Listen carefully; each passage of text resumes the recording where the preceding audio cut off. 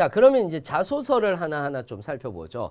아마도 여러분들이 도로공사 자소서를 조금 힘들어 하시는 분들이 좀 계시는 것 같아요.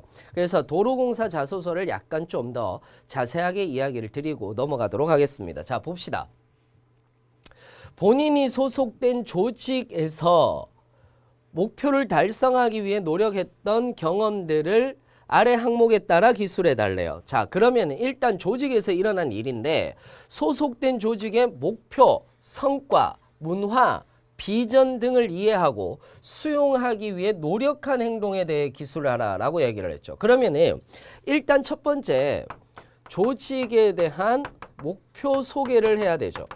조직이라는 것이 학과나 인턴, 동아리 프로젝트, 팀 프로젝트 했을 때 우리의 목표는 무엇이었다라고 얘기를 해야 되는 거고, 그 다음에 두 번째가 무엇을 얘기를 해야 되느냐면은 우리는 어떤 비전을 가지고 있었고, 그 다음에 만약에 팀 프로젝트라면 팀 프로젝트의 어떤 분위기라든지 이런 것들은 이렇게 되었었다라고 이렇게 얘기를 하는 겁니다.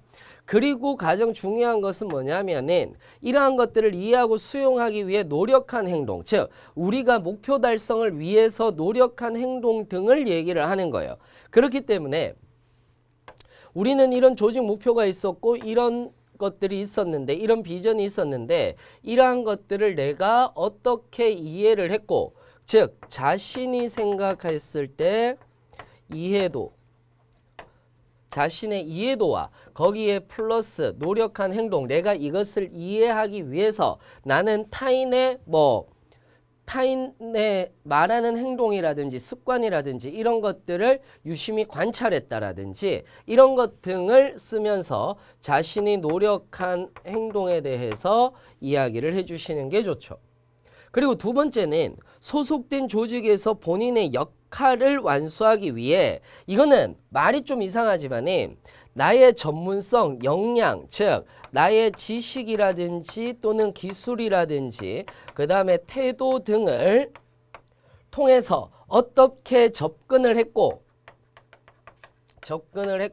그리고 그것에 대해서 나는 어떤 역할을 맡았고 이것에 대한 성공을 이루어냈다라는 얘기를 해주시는 것이 가장 좋아요.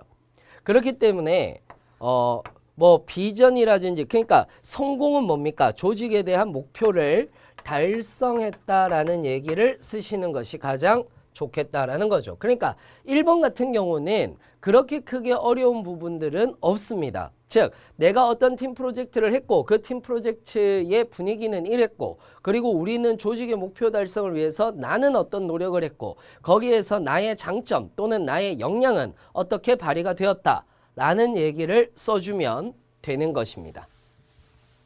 전체적인 스토리 라인이 만들어지는 거죠.